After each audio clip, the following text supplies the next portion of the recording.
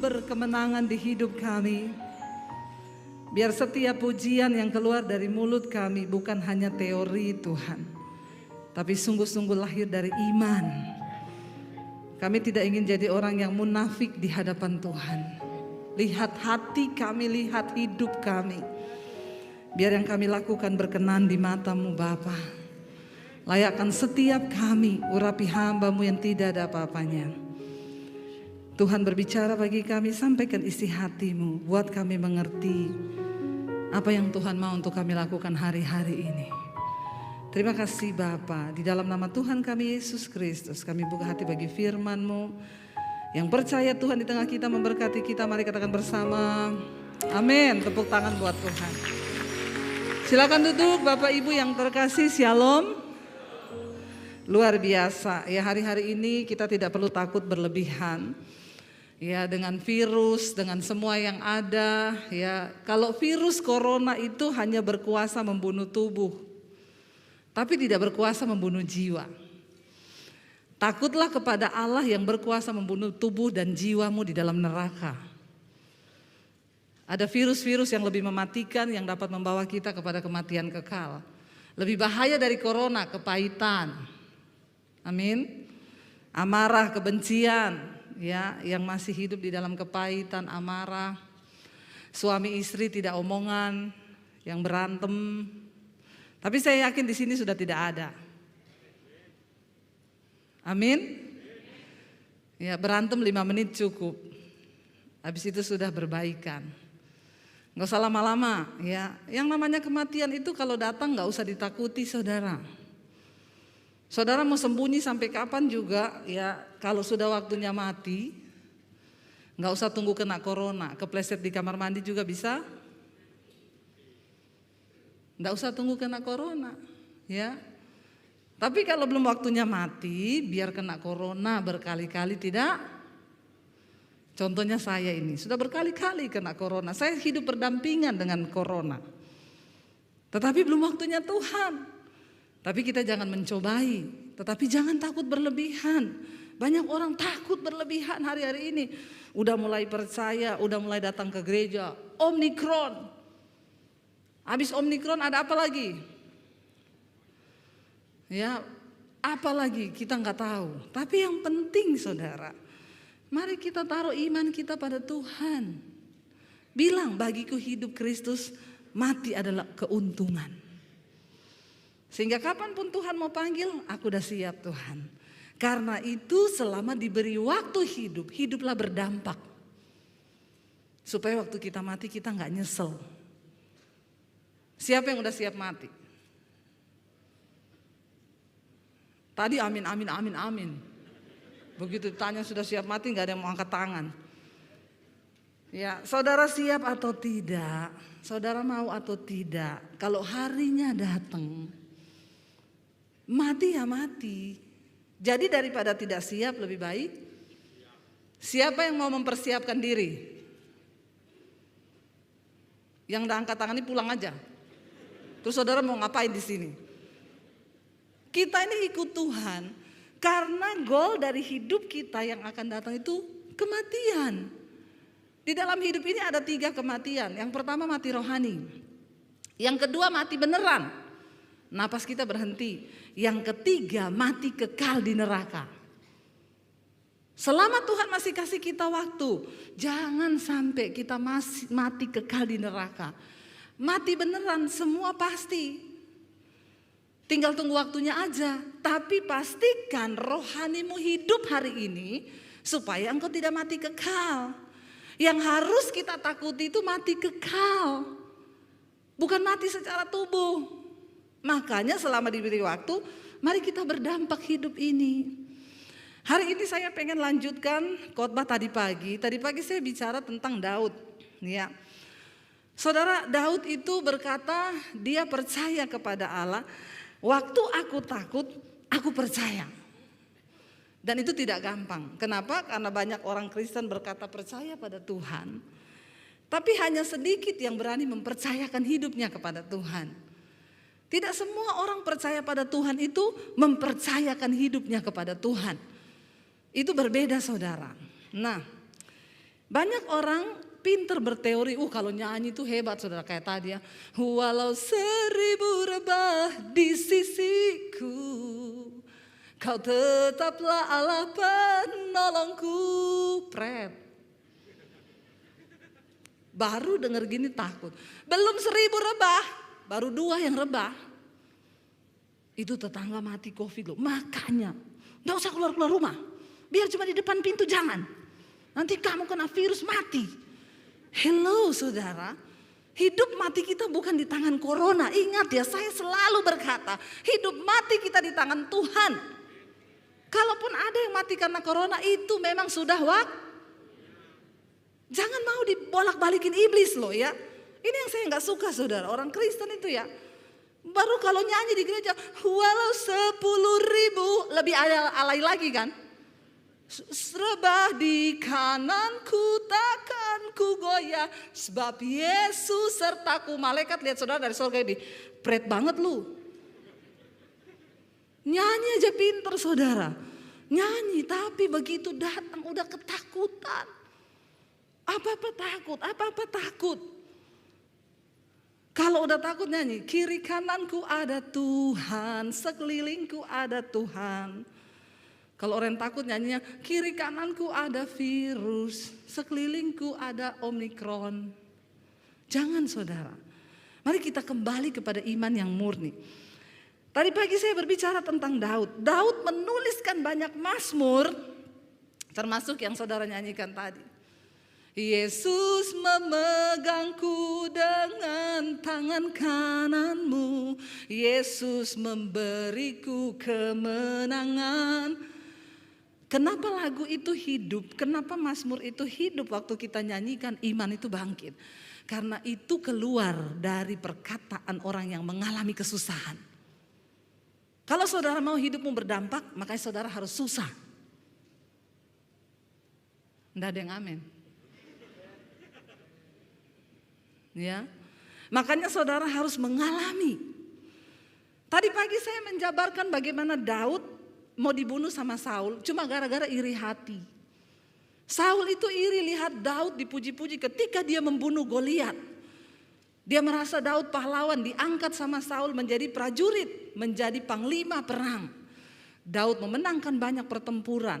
Lalu Alkitab berkata Daud dieluk-elukan, termasuk para gadis-gadis cantik mengeluk-elukan Daud. Saul iri. Dalam hidup ini banyak orang akan iri dengan kita. Ya, inilah hidup, engkau susah diomongin, engkau senang juga. Makanya tidak usah dengar omongan orang. Amin. Ya, kita susah diomongin, senang diomongin juga. Lalu saudara, Daud mau dibunuh sama Saul. Orang yang pertama didatangi Daud ketika dia tahu Saul mau bunuh dia adalah siapa? Jonatan, anaknya Saul. Daud berpikir hanya anaknya yang bisa tolong saya. Waktu orang ada dalam tekanan, dalam kesusahan, reaksi pertama kita mencari pertolongan. Itu manusiawi. Tapi jangan lari ke tempat yang salah. Daud bilang sama Jonatan, bapakmu mau bunuh aku. Jonatan bilang gak mungkin. Kalaupun dia mau bunuh nanti akulah yang berhadapan. Benar, akhirnya Daud bersembunyi. Waktu duduk di meja makan, hari pertama Daud gak datang. Saul gak tanya, hari kedua Daud gak datang lagi. Terus Saul tanya sama anaknya, mana anak Isai itu? Dia udah gak sebut Daud. Mana anak Isai itu? Kenapa dia gak duduk makan? Jonatan bilang, dia lagi pergi pulang kampung ke Bethlehem. Dia udah izin sama aku. Langsung Daud Saul berdiri dari mejanya. Dia bilang, dasar kamu anak sundal demi kandungan ibumu.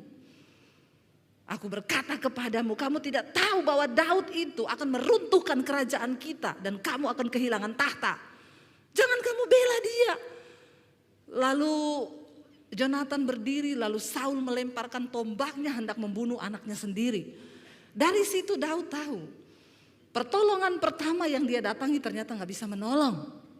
Anaknya Saul sendiri tidak bisa menghadapi dendam bapaknya. Saya ketika membaca itu saya pikir-pikir, Tuhan, Daud itu orang yang berkenan di hatimu loh. Kenapa engkau izinkan? Yang mau bunuh dia ini bukan orang biasa saudara, raja atas Israel. Saudara bayangkan kalau hari ini saudara dicari presiden, mau dibunuh. Saudara mau lari kemana? Ya, mau lari kemana kita? Nggak ada tempat. Akhirnya Daud berpikir tidak bisa lagi ditolong. Dia melarikan diri, saudara.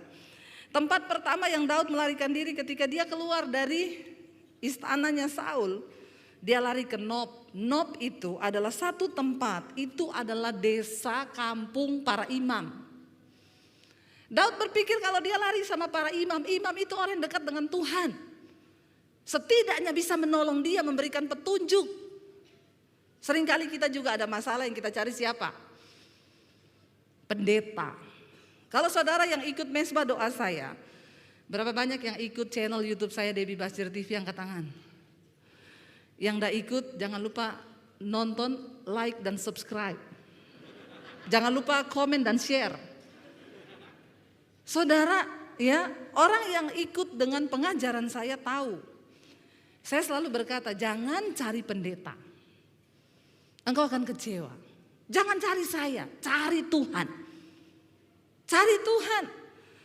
Saya tidak mungkin berdoa buat pergumulanmu dengan hati yang hancur. Dengar baik-baik, enggak ada pendeta mau menangis untuk pergumulanmu, enggak ada. Karena itu doa yang hebat, doa yang didengar Tuhan adalah doamu sendiri di hadapan Tuhan. Makanya saya tidak akan berdoa, ibu-ibu, Bu, doakan suami saya, Bu, Bambang.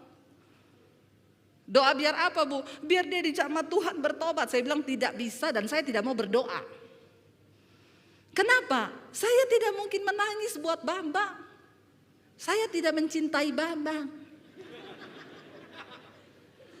Saya mencintai suami saya Daniel, bukan Bambang. Tidak mungkin saya berdoa sama Tuhan, Tuhan, Bambang, Tuhan. Suami saya lewat, dia bilang, siapa itu Bambang? Cuma gara-gara ibu menitip doa sama saya, rumah tangga saya jadi hancur gara-gara Bambang. Tidak ada nama Bambang kan di sini? Kalau ada pun ya bertobatlah. Saudara, ya, enggak mungkin saya menangis buat suamimu, itu enggak mungkin. Makanya Yesus bilang, tangisi dirimu sendiri. Datang sama Tuhan dengan imanmu. Saya selalu berkata, tidak ada dokter hebat, tidak ada pendeta hebat. Yang ada itu Tuhan yang hebat dengan imanmu yang hebat dan luar biasa. Ayo alami Tuhan sendiri. Engkau punya hak istimewa untuk datang kepada Tuhan. Jangan titip doa.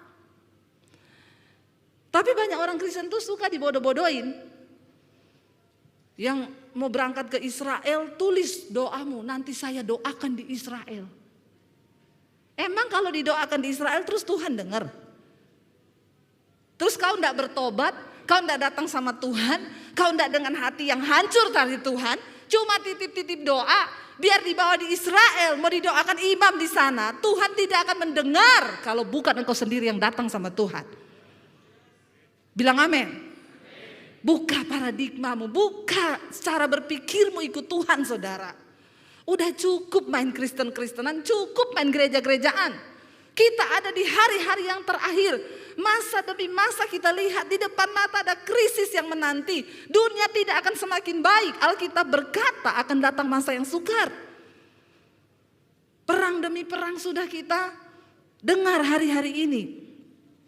Ayo kita mempersiapkan iman yang benar. Datang pada Tuhan secara pribadi. Jangan titip doa. Saya selalu berkata jangan titip doa. Saya bukan kadang-kadang suka reseh ya lihat orang Kristen. WA, Bu, titip doa ya 1. Usaha suami diberkati, keluarga diberkati. 2, anak mau skripsi biar masa depannya lancar, dapat pekerjaan. 3, saya ketawa lihat kayak begini. Dia kira saya pendeta apaan.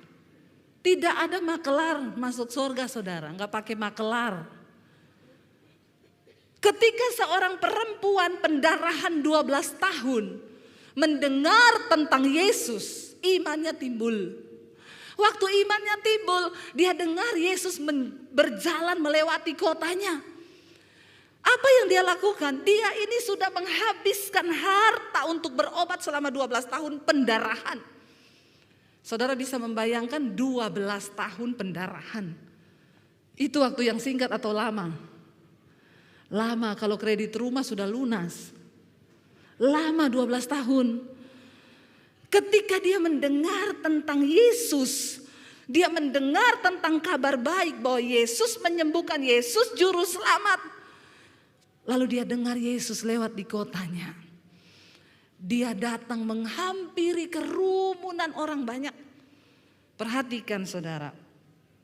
Perempuan itu dengan iman berkata, asal ku jamah jubahnya, aku pasti sembuh. Tiba-tiba dia menjamah jubah Yesus di tengah kerumunan ribuan orang. Tiba-tiba Yesus berhenti. Yesus tanya kepada murid-muridnya, siapa yang menjamah aku? Muridnya bilang, hello Tuhan, yang menjamah kamu tuh ribuan orang. Orang semua berdesak-desakan. Saya tuh baru mengerti jadi Yesus ya. Gak usah jadi Yesus, saya saudara. Kemarin pelayanan di Palu, yang datang 1.500-an. Orang datang menjamah saya mau pingsan. Bukan mau minta didoakan, minta foto. Sampai saya keringetan, saudara gak bisa napas saya. Akhirnya saya lari ditarik sama panitia, bersembunyi di belakang. Suami saya ketinggalan. Orang Palu ini, dia bilang begini, istrinya ndak ada, suaminya saja. Jadilah mereka berfoto dengan suami saya lihat di Facebook pada di-upload, ada yang sandar di dadanya. Wah ini layangan putus ini. Bahaya ini. Di sini tidak ya. Jangan ada yang foto dengan suami saya berdua. Tapi saya yakin orang Surabaya itu lebih kalem. Insya Allah. Saudara, akhirnya Yesus bilang, siapa yang jamah saya? Muridnya bilang, hello Tuhan, yang jamah kamu tuh ribuan orang. Semua orang berdesak-desakan ikut kamu. Dan engkau bertanya siapa yang jamah engkau. Yesus bilang begini, yang ini dia menjamahnya beda. Karena ada kuasa yang keluar dari diriku. Wow, saudara lihat imannya. Yesus bahkan tidak mendoakan dia tumpang tangan. Dia nggak cerita, Yesus aku pendarahan 12 tahun, tolong doakan tumpang tangan aku. Enggak. Dia datang sendiri dengan iman yang hidup menghampiri Tuhan. Asalku jamah jubahnya, aku sembuh. Dengan iman yang hidup itu dia jamah jubah Yesus. Alkitab berkata, ada kuasa yang keluar dari diri Yesus. Yesus bilang sama muridnya, semua orang menjamah aku. Tapi cuma satu yang membuat kuasa keluar dari diriku.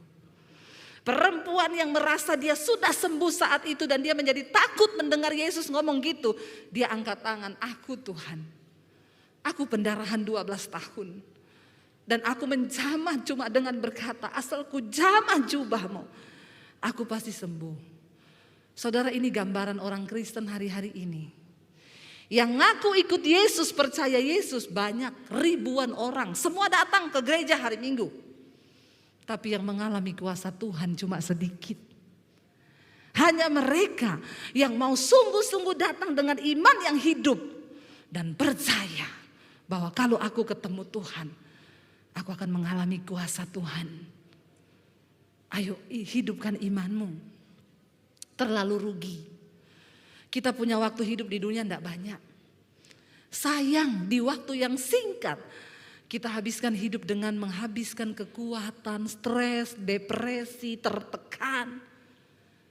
Dan imanmu mati. Saya sudah mendengar banyak kesaksian. Orang-orang yang tadinya hampir bunuh diri. Dia bilang, lalu saya dengar khotbah ibu. Saya mulai mendengar firman. Saya mulai tangkap firman itu. Saya hidupi dan saya imani. Enggak jadi bunuh diri bu. Bahkan hutang, ekonomi, keluarga Tuhan pulihkan semuanya. Dan dia mau melakukan hari-hari ini buat saudara. Saya bukan cuma berteori. Saya mengalami Tuhan. Awal pandemi kita sudah mau jual rumah Jakarta pulang ke Solo. Saya bilang sama suami saya, kita nggak tahu keadaan ke depan. Yang terburuk kita jual rumah Jakarta, kita pulang ke Solo. Bersyukur masih ada yang bisa dijual. Dulu nggak ada yang bisa dijual. Saya tidak punya simpenan, ya, nggak punya emas batangan. Saya punya emas 1 ton, Mas Daniel, 70 kilo. Sekarang berapa saya? 80 ya, naik 10 kilo. Tapi kalau emas batangan makin naik makin mahal. Kalau ini tidak, makin naik makin turun harga. Mas Joko, Mas Bambang itu turun harga itu. Ya, tidak ada yang bisa saya jual dulu. Sekarang saya bilang, kalau kita nggak bisa apa-apa, kita bisa jual rumah. Ada rumah yang bisa kita jual. Tapi saya bilang sama suami saya, Tuhan yang menolong kita di masa yang lalu, Dia juga sanggup menolong kita hari ini. Kenapa? Karena keadaan bisa berubah, tapi Tuhan tidak pernah berubah. Kuasanya tidak pernah berubah, mujizatnya tidak pernah berubah. Dari ribuan tahun yang lalu sampai hari ini Dia masih bisa melakukan itu. Saya cuma taruh iman, dan saya mau bersaksi sama saudara, benar. Kita nggak jadi jual rumah, malah beli rumah, bangun studio. Maret ini saya peresmian studio. Apa yang Tuhan buat itu luar biasa. Bukan cuma Atta Halilintar bangun studio, Debbie Basir TV juga bangun studio. Tuhan ajaib, Dia sanggup membalikan keadaan. Bahkan di tengah masa pandemi kita bisa bantu 15 gereja di pedesaan untuk membangun. Beberapa sudah selesai, yang lain sedang dalam pembangunan. Wow, apa yang Tuhan buat itu gak pernah kita bisa pikir.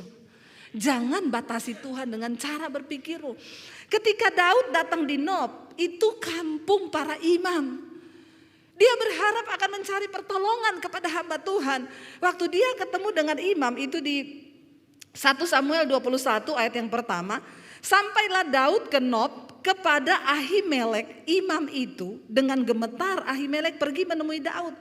Dan berkata kepadanya, mengapa engkau seorang diri dan tidak ada orang bersama dengan engkau? Daud datang masuk sendiri ke rumah imam. Lalu saya nggak tahu kenapa Daud berubah pikiran. Mungkin tadinya dia mau minta didoakan, atau dia mau minta petunjuk dari imam ini. Ketika imam tanya kepada dia, ayat 2, Daud berbohong kepada imam. Dia bilang gini, jawab Daud kepada imam Ahimelek, raja menugaskan sesuatu kepadaku. Katanya kepadaku, kata raja, siapapun juga tidak boleh mengetahui sesuatu hal dari yang kau suruh kepadamu dan yang kutugaskan kepadamu. Sebab itu Daud bilang, orang-orangku saya suruh tunggu di satu tempat. Padahal kan itu bohong. Lalu Ahimelek bilang, oh ya, jadi apa yang bisa aku lakukan bagimu? Mungkin tadinya Daud mau minta didoakan atau dia mau cerita. Tapi pada akhirnya dia juga gak bisa percaya kepada imam. Siapa tahu imam bocorkan. Kalau ketahuan Saul dia ada di situ, maka Saul akan mencari dia dan membunuh dia. Di tengah keadaan yang menakutkan, orang bisa berubah pikiran. Daud udah buta matanya, dia bilang, iya saya ini lagi ditugaskan raja, jadi gak boleh ada yang tahu keberadaan saya. Gini aja imam, saya minta roti deh. Yang tadinya dia mungkin meminta didoakan, akhirnya jadi minta roti. Imamnya bilang, saya tidak punya roti biasa, yang ada roti kudus yang harus dipersembahkan untuk Tuhan. Tapi ini rotinya ini kemarin sudah dipersembahkan, nah mau diganti, mau diturunkan, diganti yang baru. Nah yang diturunkan ini kamu minta berapa? Daud bilang beri saja 5 potong. Lalu imamnya kasih. Udah mau pulang Daud tanya, ada senjata apa di rumahmu? Daud ini udah agak begini kali, masa dia datang ke rumah imam cari senjata? Harusnya dia ke pangkalan militer minta senjata, tapi dia datang ke rumah imam. Dia tahu di situ tidak ada senjata. Dia berkata, saudara, kalau saudara lihat di ayat yang berkatalah Daud kepada Ahimelek, ya, ayat 8, 1 Samuel 21. Tidak adakah padamu di sini tombak atau pedang? Sebab baik pedangku maupun senjataku tidak dapat kubawa. Karena perintah raja ini mendesak. Dia nggak sempat bawa pedang, nggak bawa apa-apa. Kemudian berkatalah imam itu, ada pedang Goliat yang pernah kau kalahkan dulu, ditaruh di sini, terbungkus dengan kain. Karena itu pedang bukan pedang sembarangan, makanya disimpan di rumahnya imam itu, di kampung imam. Tapi Daud bilang, ya udah, kalau cuma itu yang ada, mana Bapak kasih saya. Saudara, ketika Daud lari, ternyata di situ ada pelayannya Saul. Ya, kalau kita lihat di ayat yang ke-7, maka pada hari itu juga ada di sana seorang pegawai Saul yang dikhususkan melayani Tuhan, namanya Doeg, seorang Edom. Dia pengawas atas gembala-gembala Saul. Saul lihat, ada Doeg, sebentar lagi dia bakal lapor sama Saul. Saya harus cepat-cepat meninggalkan kampung ini. Karena nggak tahu mau lari kemana, Daud memilih lari ke Gad. Padahal Gad itu adalah wilayah Filistin. Itu tempat musuhnya, di mana dulu dia pernah bunuh Goliat. Goliat itu orang Filistin. Nalarnya sudah buntu. Kenapa saudara? Daud berpikir, Gad tempat yang aman, karena itu musuhnya Saul. Saul tidak mungkin datang ke negeri musuhnya. Ketika kita ada dalam kesusahan dan tekanan, seringkali kita ini main tabrak kanan kiri. Kita pikir nih jalan yang dapat menolong kita, ini yang baik, itu yang baik. Pada akhirnya buntu semuanya saudara. Daud lari ke Gad, sampai di Gad ada orang yang kenal dia. Orang itu bilang gini, dia ini dulu yang bunuh Goliat loh. Dia ini pemimpin pasukan Raja Saul. Dieluk-elukan, dia membunuh berlaksa-laksa. Sementara Saul cuma membunuh beribu-ribu. Ditangkaplah dia, dibawa ke depan Raja Gad. Dikatakan di sana, kemudian bersiaplah Daud dan larilah dia. Saat itu dari Saul sampailah ia ke Akis, raja di kota Gad. Dia dibawa ke rumahnya Raja Akis. Raja, ini dia panglima perangnya Saul. Ketika di dalam tekanan itu Daud melihat dia sudah terjepit. Alkitab berkata, Daud pura-pura jadi orang gila. Dia meludah-ludah, ludahnya dibiarkan di janggutnya. Lalu dia mulai ngomong sembarangan, dia ngomong sama tembok, dia ngomong di pintu. Lalu Raja Akis marah, kenapa kamu bawa orang gila kemari? Bawa dia keluar dari rumah saya, jangan bawa orang gila ke sini. Akhirnya Daud pergi. Saudara tahu waktu Daud pergi ke kota Gad, sampailah Raja Saul di kota Nob tadi. Saudara tahu ketika Saul sampai di Nob, dia ketemu dengan Imam Ahimelek yang ngasih tahu siapa? Doeg tadi pegawainya. Lalu Raja Saul bilang, kamu kebangetan ya, kamu mengkhianati saya dengan menyembunyikan Daud. Lalu imamnya bilang, saya tidak tahu apa-apa. Daud juga gak cerita apa-apa karena dia bilang dia sedang di dalam tugas yang kamu berikan. Saul bilang bohong. Dia menyuruh semua tentaranya membunuh semua imam yang ada di Nob. Tetapi tentaranya gak mau. Kami tidak mau mengotori tangan kami, berdosa membunuh para imam. Lalu Saul menyuruh Doeg tadi anak buahnya, habisi. Dia membunuh pada hari itu juga 85 orang imam di kota Nob. Gara-gara Daud.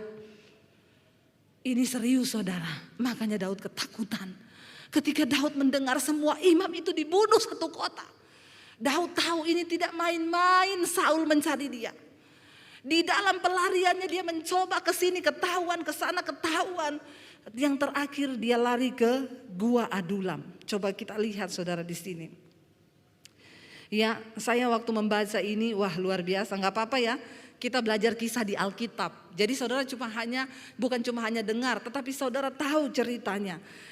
Di dalam 1 Samuel 22 ayat yang pertama, judul perikopnya akhirnya ketika Daud lari ke Nob, semua imam dibunuh, dia lari ke Filistin di Gad, akhirnya dia sampai lari di Gua Adulam. Di dalam tekanan, di dalam penderitaan, ketakutan, ada ayatnya dikatakan maka Daud takut sekali ketika dia mendengar Saul dengan dendamnya saudara mencari dia.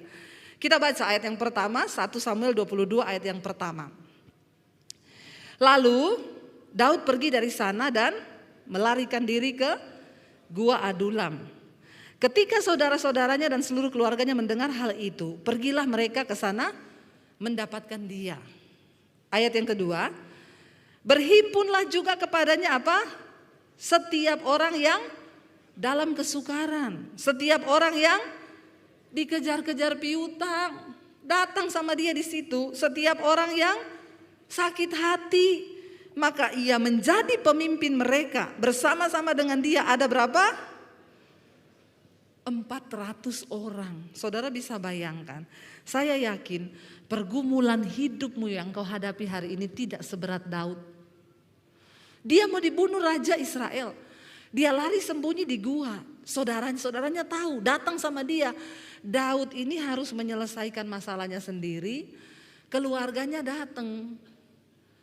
Ya, ini kan berarti nambah masalah kan?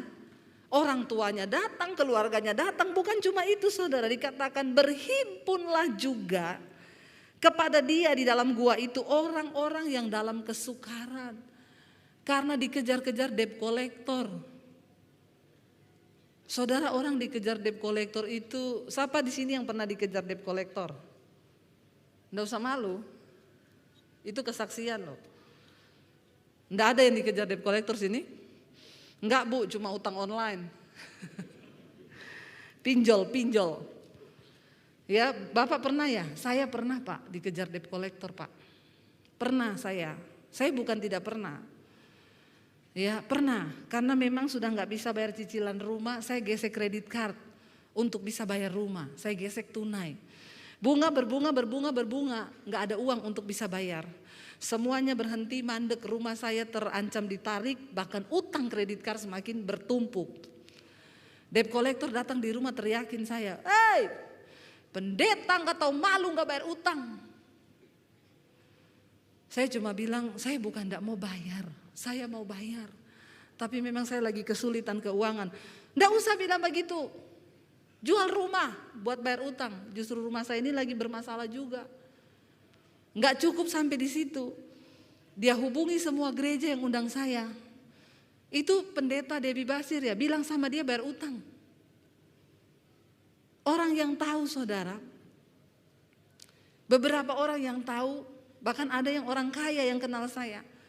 WA, "Bu, ibu ada utang ya?" "Kok tahu?" "Itu debt kolektornya SMS ke gereja." "Iya Bu, doakan ya." "Iya Bu, kalau ada uang bayar aja." Enggak bilang gini, "Berapa Bu, saya bantu." Enggak. Boro-boro. Berharap manusia kecewa. Saya nangis saudara, ditelepon beberapa gereja, saya dipermalukan. Saya masuk di kamar, saya nangis, "Tuhan, aku nih hamba-Mu loh. Aku nih hamba-Mu Tuhan. Kenapa Engkau biarkan aku dipermalukan? Di mana harga diriku? Sebagai hamba Tuhan saya gak bisa bayar utang. Bukan untuk seneng-seneng beli barang mewah. Bukan untuk cicilan rumah dan kebutuhan hidup." Tuhan jawabnya apa? "Kalau aku izinkan itu terjadi, kamu mau apa? Biar harga dirimu hancur. Jangan pertahankan harga dirimu. Kamu harus dikosongkan." Saya bercucuran air mata ngomong, "Iya Tuhan. Hancurkan aku.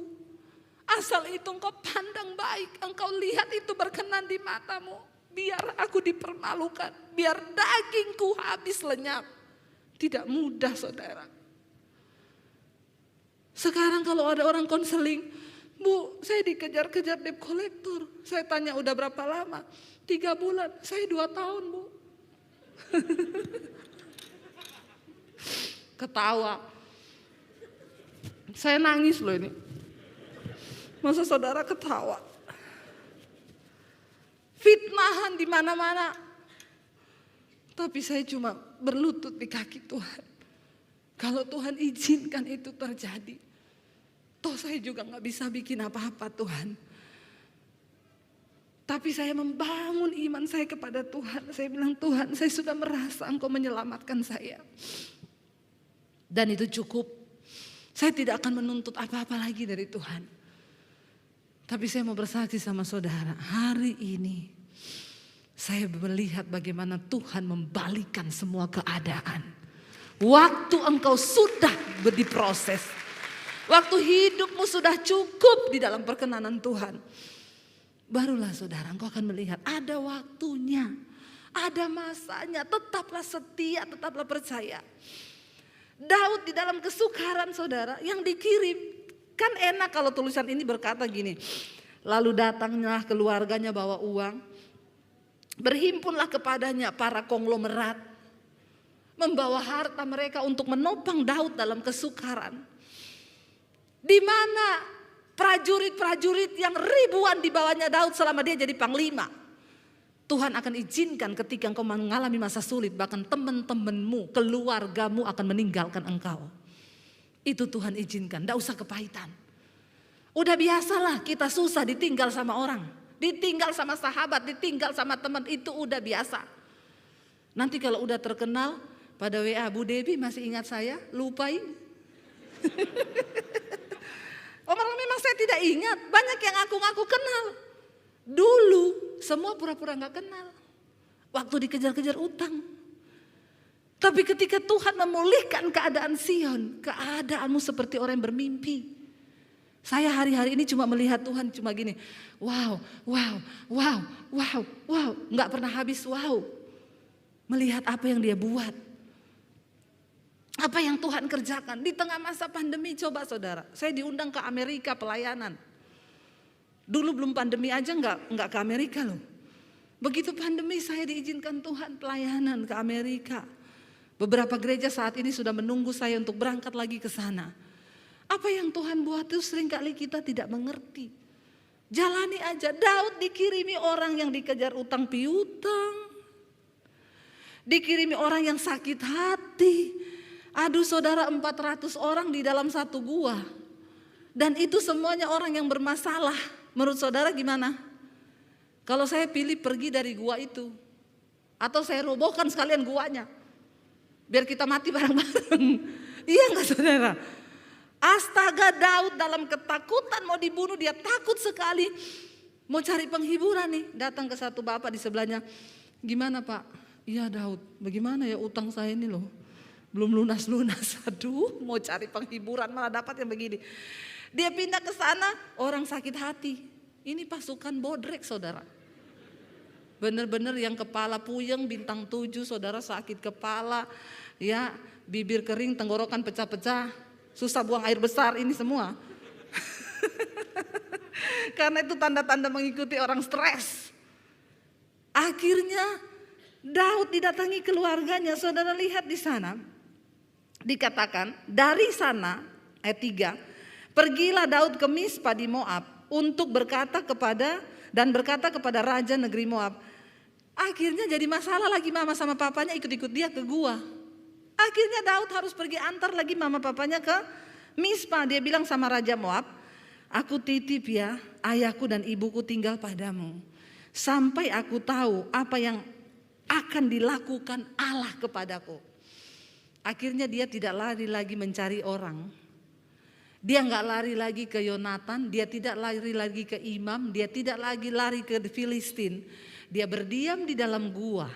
Dia bilang sampai aku tahu apa yang akan dilakukan Tuhan atasku. Saudara, di tengah semua pergumulan yang kau hadapi, tanya sama Tuhan. Apa yang engkau mau lakukan bagiku Tuhan?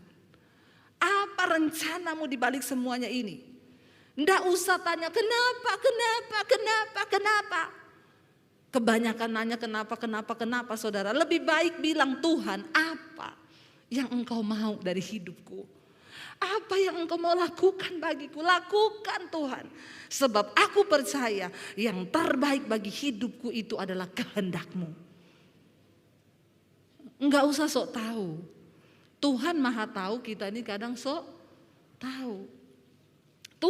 Daud bilang kepada di Mispa dia bertemu dengan raja negeri Moab. Izinkan ayah dan ibuku tinggal padamu sampai aku tahu apa yang dilakukan Allah padaku. Lalu diantarkannya mereka kepada raja negeri Moab. Dan mereka tinggal bersama-sama dia selama Daud dalam kubu di gunung. Tetapi Gad, nabi itu berkata kepada Daud, janganlah tinggal di kubu gunung itu, pergilah dan pulanglah ke tanah Yehuda. Lalu pergilah Daud dan masuk ke hutan Keret. Saudara, kita tahu bersama 400 orang yang bersama-sama dengan Daud. Akhirnya mereka menjadi prajurit-prajurit yang hebat dan luar biasa. Kenapa? Karena Daud menanti apa yang akan Tuhan lakukan. Jangan salah bergaul, saudara. Ketika engkau lagi ada dalam masalah, jangan salah bergaul dengan orang yang tidak mengerti dengan kehendak Tuhan. Karena dalam hidup ini banyak orang yang percaya Tuhan tapi gak mau ngikut kehendak Tuhan. Saya cerita sama teman pelayanan loh. Saya sama suami saya tanya sama seorang teman pelayanan, kehendak Tuhan buat hidupmu apa? Jawabannya apa? Nggak usah ngomong-ngomong kehendak Tuhan lah, pokoknya jalani aja apa yang ada sekarang. Ngeri loh, itu pelayan Tuhan. Selama kita diberi hidup di dunia ini, mari kita mengejar apa yang menjadi kehendak Tuhan atas hidup kita. Berjalan di dalam panggilan yang Tuhan beri, saudara. 400 orang mengikuti Daud karena mereka tahu Daud adalah orang yang melekat dengan Tuhan dan memiliki visi besar bersama dengan Tuhan. Ini yang benar-benar jadi sahabat yang mengikuti ketika dalam kesukaran. Kalau waktu kita sudah diberkati, kita sudah terkenal, orang mau ngikut, itu palsu. Tapi ketika kita susah, ada yang mengikuti kita dari masih kita susah. Nah, itu sahabat sejati, saudara. Karena dia tahu benar siapa kita. Saudara, Daud berkata, sampai aku tahu apa yang akan dilakukan Tuhan terhadap aku. Dia enggak ngomong gini, nanti ya saya beresin dulu nih. Pokoknya kalau Saul sudah beres, saya jemput mama papa saya. Enggak. Sampai aku tahu apa yang akan Tuhan lakukan atas hidupku. Saudara, sudahkah engkau tahu apa yang akan Tuhan lakukan atas hidupmu hari ini? Kalau belum, bertanyalah, Tuhan, apa yang engkau mau dari hidupku? Apa yang engkau mau, Tuhan? Beritahukan kepadaku. Aku tidak ingin hidup jadi Kristen yang seperti ini terus. Apa yang Tuhan mau, beritahukan. Dan aku mau menjalani setiap proses itu. Supaya aku berkenan. Orang yang berkenan di hadapan Tuhan adalah orang yang diproses oleh Tuhan. Dan dia membuktikan kemurnian imannya dengan dia terus hidup berkenan kepada Tuhan. Saudara, kita tidak akan pernah mungkin berkenan kalau kita nggak mau diproses. Hari ini, kalau engkau sedang ada di dalam proses Tuhan, jalani, syukuri. Karena hidup ini bukan cuma tentang yang enak. Ikut Tuhan itu bukan cuma tentang mujizat. Ikut Tuhan itu bukan cuma tentang engkau dilepaskan dari masalah. Ikut Tuhan bicara tentang bayar harga. Dibentuk, sakit, menderita, dagingmu dihabisi. Baru engkau bisa berkenan di hadapan Tuhan. Saya berdoa hari ini kalau ada saudara yang belum diproses, biar diproses sama Tuhan. Bilang amin. Bilang, proses aku Tuhan. Itu baik. Daud bilang, aku menderita, aku tertekan, itu baik bagiku.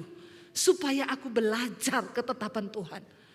Makanya dia bilang begini, saudara, waktu aku takut, aku percaya.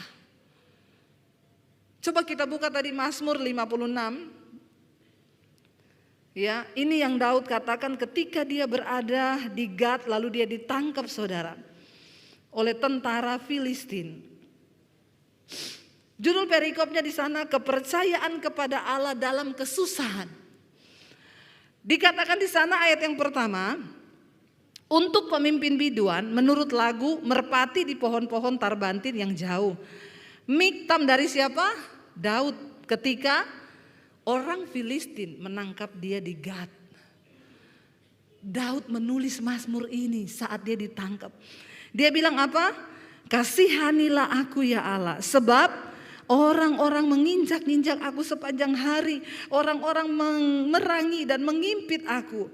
Seteru-seteruku menginjak-injak aku sepanjang hari. Bahkan banyak orang memerangi aku dengan sombong. Waktu aku takut, aku ini percaya kepadamu. Ayat 5, kepada Allah yang firman-Nya kupuji, kepada Allah aku percaya, aku tidak takut. Apakah yang dapat dilakukan manusia terhadap aku? Waktu dia ditangkap oleh tentara Gad, itu istilahnya nyawanya di ujung tanduk. Tapi dia memilih untuk meneguhkan hati dan berkata, waktu aku takut, aku percaya. Saya undang para imam musik, saudara. Hari ini, mari kita mau membangkitkan iman kita di hadapan Tuhan, saudara.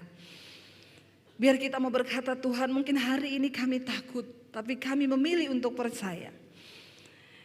Mari kita mau berkata kepada Tuhan hari ini, Kaulah Tuhan yang berjanji. Dan ketika Engkau berjanji, tidak sedikit pun Engkau ingkari janji-Mu Tuhan. Kami percaya itu Bapa, karena janji-Mu itu teruji, firman-Mu itu terbukti. Mari kita bangkit berdiri bersama, saudara. Kaulah Tuhan. Katakan pujian ini dengan iman. Yang berjanji, amin, amin Tuhan. Tak sekalipun Kau tak sekalipun Engkau ingkari Tuhan. Kesetiaan-Mu sungguh terbukti Di sepanjang hidup kami, di sepanjang hidupku selamanya. Ku tak setia melayani, mengasihi-Mu. Tiada Tuhan seperti-Mu, Yesus. Kau Allahku yang lebih lagi angkat tanganmu, katakan, Kaulah Tuhan yang berjanji, tak sekalipun Kau ingkari. Kesetiaan-Mu sungguh terbukti di sepanjang hidupku selamanya. Ku kan setia melayani, mengasihi-Mu. Tiada Tuhan seperti-Mu, Yesus. Kau Allahku yang lebih lagi saudara katakan sambil angkat tangan, katakan, yang berjanji, yes, amin. tak Tak sekalipun Engkau ingkari janji Tuhan, amin, Yesus. Kesetiaan-Mu sungguh terbukti Tuhan. di sepanjang hidupku selamanya. Ku kan setia melayani, mengasihi-Mu. Tiada Tuhan seperti-Mu, Yesus. Kau Allahku yang setia. Hari ini kami memilih untuk menetapkan kepercayaan kami mengikut Tuhan. Untuk menetapkan hati percaya pada firman-Mu. Sebab Engkau Tuhan yang berjanji, tidak pernah Engkau ingkari janji-Mu Bapa. Ajar kami terus setia dalam segala keadaan. Tuhan, Engkau melihat anak-anak-Mu, mereka yang sedang ada dalam masalah keuangan, masalah kesehatan, masalah rumah tangga. Kami tahu tidak ada satupun yang luput dari pandangan Tuhan. Tapi biar hari ini kami berkata, beritahukan kepada kami apa yang harus kami lakukan Tuhan. Apa yang Engkau mau dari hidup kami. Supaya kami sungguh-sungguh mempersembahkan hidup yang berkenan di hadapan Tuhan. Berkati anak-anak-Mu, berkati gereja-Mu Tuhan. Murnikan kami di hari-hari terakhir ini. Agar kami punya iman yang benar di hadapan Tuhan. ketika Engkau datang kali yang kedua, Engkau dapati kami berkenan di mata-Mu Bapa. Terima kasih Tuhan, terima kasih Yesus, segala pujian, hormat,